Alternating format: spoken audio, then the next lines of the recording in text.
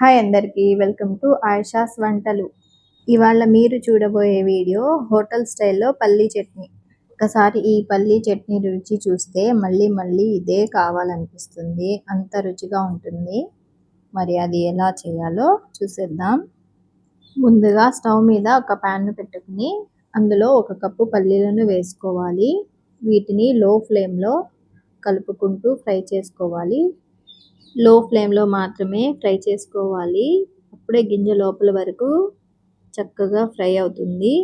ఇలా చేత్తో నలిపితే పొట్టు చక్కగా ఊడి వచ్చేస్తుంది కదా, అంటే పల్లీలు వేగిపోయాయి అన్నమాట.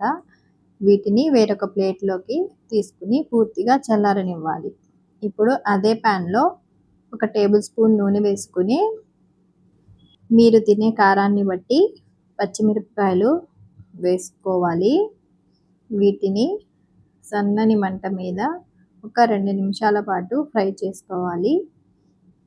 తర్వాత ఒక గుప్పెడు కరివేపాకు వేసుకుని మరొక 2 నిమిషాలు ఫ్రై చేసుకోవాలి. ఇప్పుడు వీటిని కూడా వేరొక ప్లేట్లోకి తీసి పూర్తిగా చల్లారనివ్వాలి. ఇప్పుడు ఒక మిక్సీ జార్లోకి మనం వేయించుకున్న పల్లీలు వేసుకోవాలి. మీరు కావాలంటే ఈ పల్లీలకున్న తొక్కును తీసేయొచ్చు, నేనైతే తీయలేదు. అలాగే వేయించి పెట్టుకున్న పచ్చిమిర్చి ఇంకా కరివేపాకు, 1 టేబుల్ స్పూన్ జీలకర్ర, రుచికి సరిపడా ఉప్పు, ఒక చిన్న బెల్లం ముక్క, కావాల్సినన్ని నీళ్లు పోసుకుని కొద్దిగా బరకగా మిక్సీ పట్టుకోవాలి. ఇలా కొద్దిగా గట్టిగా చేసుకున్నారంటే దీన్ని ఫ్రిడ్జ్లో పెట్టి మీకు ఎప్పుడు కావాలంటే అప్పుడు కొంచెం కొంచెంగా వాడుకోవచ్చు. నేను ఇప్పుడే వాడేస్తున్నాను కాబట్టి మిక్సీ జార్లోకి కొద్దిగా నీళ్లు పోసి అవి కూడా దానిలో వేసి చక్కగా కలిసేలాగా కలుపుకున్నాను. ఇప్పుడు దీనికి తాలింపు పెట్టుకుందాము. స్టవ్ మీద చిన్న ప్యాన్ పెట్టి దానిలోకి 1 టేబుల్ స్పూన్ నూనెను వేసుకోవాలి.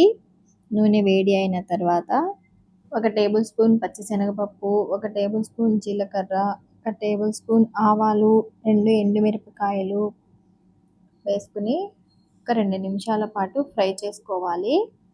తర్వాత కొన్ని కరివేపాకు రెమ్మలు వేసుకుని కరివేపాకు చిటపటలాడిన తర్వాత మంటను ఆపేసి ఈ పోపుని ఆ చట్నీలోకి వేసుకొని మొత్తం కలిసేలాగా కలుపుకోవాలి. అంతేనండి, హోటల్ స్టైల్ పల్లీ చట్నీ రెడీ అయిపోతుంది. మరి మీరు కూడా ఈ రెసిపీని ట్రై చేసి దాని టేస్ట్ ఎలా ఉందో నాకు కామెంట్స్లో చెప్పండి.